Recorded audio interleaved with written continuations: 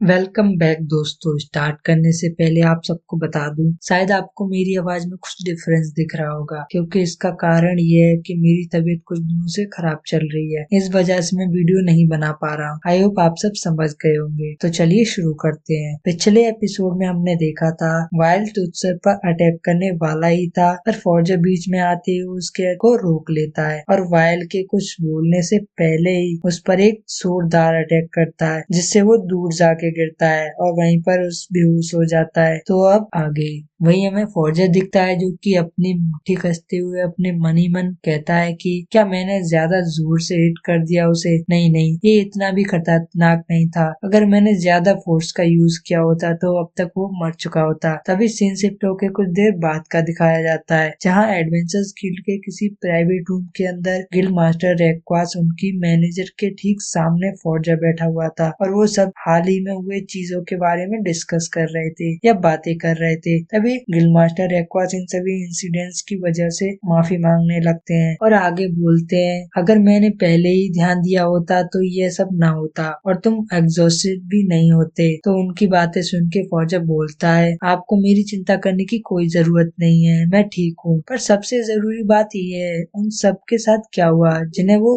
Guild के agents लेके गए थे? ऐसा लगता है जैसे उनके साथ कड़ी पूछताछ की जाएगी और अगर उन्होंने कंफर्म कर लिया कि वो पोर्टर्स को बेट के तौर पर यूज करते हैं तो शायद उनके छुपे हुए राज भी सामने आ सकते हैं, जिससे हमें पता चल जाएगा आखिर उन्होंने और कौन कौन से क्राइम किए हुए हैं। तो इस पे गिल्ड मास्टर रेक्वास हाँ में नोट करते हुए फॉर्जर से बोलते हैं, क्रिम्सन ब्लेड ने ऐसा करके अपने सारे एसेट्स खो दिए हैं और साथ ही अपने एडवेंचर स्किल की क्वालिफिकेशन भी। अब उनका स्टेटस भी गिर के सीधा स्लेब्स के बराबर हो गया है और अपनी आंखें बंद करके मन ही मन सोचते हैं कि जो भी हो, वाइल्ड ने तुझसर को हार्म करने की कोशिश की थी। तो फॉर्जर से बोलते हैं कि शायद ही कोई चांस होगा जिस वजह से तुम वाइल्ड को देख सकोगे। उनकी बातें सुन के वो शॉक हो जाता है। हालांकि उसे इस चीज से कोई फर्क नहीं पड़ रहा था, क्योंकि उन्होंने इसे मारने की कोशिश की थी। अगर वो मर भी जाए तो इसे कोई फर्क नहीं पड़ने वाला था। तभी गिल्ड मास्टर के खांसने की वजह से उसका ध्यान उन पर चला जाता है, जो कि कह रहे थे ये जो लूट है उन तीनों का न्यू लेवरेंज से मिली थी। अब इसका कोई ऑनर नहीं है और जिस स्थिति में तुम गुजरे हो, इसे देख के हमने डिसाइड किया कि इस लूट के असली हकदार तुम ही हो, तो इसे तुम रख लेना चाहिए। तो इस पे पहले तो फौजी शॉक हो जाता है, पर तभी सामने रखी इस पोटली को देख के एक्साइटेड होते हुए मन ही मन सोचता है इसके अंदर लगभग 2 लाख गोल्ड कॉइन्स हो सकते हैं। तभी मैनेजर की बात सुन के वो उसे एक्सेप्ट कर लेता है और फिर सीन शिफ्ट होके थोड़ी देर बाद का दिखाया जाता है, जहाँ फौजर उस रूम से बाहर आते हुए दिखता है, जो उसी गेट के सामने खड़े खड़े अपने मन में खुश होते हुए सोचता है, अब मुझे रहने की खर्च की चिंता छोड़ देनी चाहिए कुछ समय तक। वैसे भी मुझे बहुत टाइम हो गया है काम करते हुए, पर अभी तक मैंने इतने बड़े अमाउंट में मनी नहीं कमाया है हर्फ से बेचकर। लगता है मेरा सपना पूरा हो गया है। अब पता चला मुझसे ताकतवर एडवेंचर कैसे पैसा कमा रहे हैं। मुझे अब इस चीज को सही से यूज करना चाहिए। और आसपास देखते हुए सोचता है, कुछ लोगों की नजर मुझ पर ही है, पर यहाँ मेरा ये कुछ नहीं बिगाड़ सकते। पर मैं यहाँ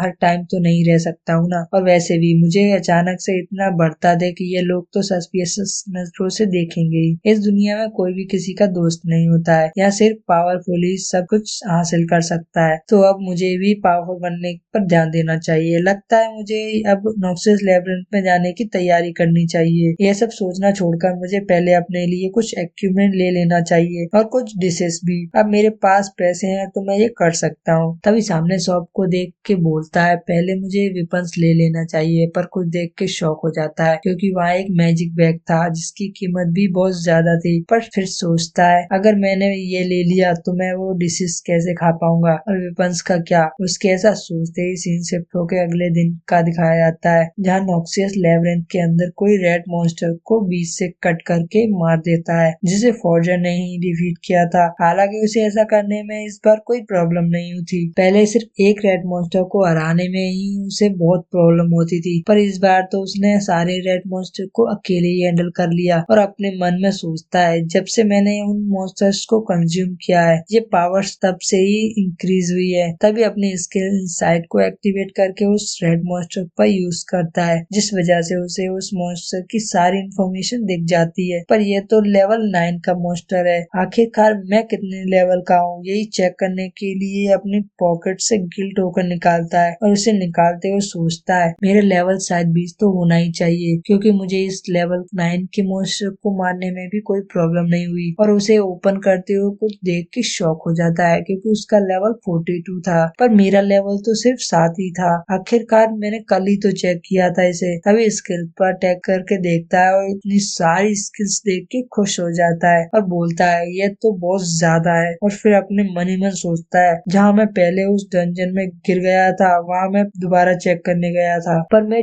सच में शौक था क्योंकि जो जगह कोलैप्स हो गई थी वो जगह बिल्कुल ही नॉर्मल थी और वो न्यू लेब्रिंथ खुद से ही क्लोज हो गई कुछ समय के लिए। और फिर तभी मैंने जल्दबाजी में उस नॉक्सियस लेब्रिंथ में जाने का सोचा। फिर अपनी मुट्ठी कसते हुए सोचता है मुझे पहले अपनी स्किल्स जांच लेना चाहिए, आखिर मैं इस स्ट्रेंथ से या इस ताकत से कितने फ्लोर्स तक जा सकता हूँ। और साथ ही मुझे इस बैग को भी तो चेक करना है और अगर मुझे अब सब कुछ जानना ही है तो मुझे एक प्रॉपर मॉन्स्टर बनना पड़ेगा। और तभी सीन शिफ्ट होकर कुछ देर बाद का दिखाया जाता है जब फॉर्जर धीरे धीरे करके फ्लोर्स को क्लियर करते जा रहा था और साथ ही सोचता है ये काफी नहीं होगा, मुझे और ज्यादा डीप में जाना होगा ताकि मैं एक सही मॉन्स्टर ढूंढ के उस पर एक अपनी स्किल्स का यूज कर सकूं। पर तभी सीन शिफ्ट होकर 24th फ्लोर को दिखाया जाता है जो हल्के फॉग से कवर्ड बिल्कुल शांत दिखाई दे रहा था। तभी वहाँ अचानक एक मॉन्स्टर आ जाता है जो कि वहाँ शायद कुछ ढूंढ रहा था, तो उसको ऐसा करता देख अपनी स्किल इंसाइट का यूज करके उसके डिटेल्स देखने लगता है। हालांकि ये सिर्फ एक सोल्जर लिजार्ड था, ये ज्यादातर ग्रुप्स में ही रहते हैं, पर ये अकेला आया था तो मुझे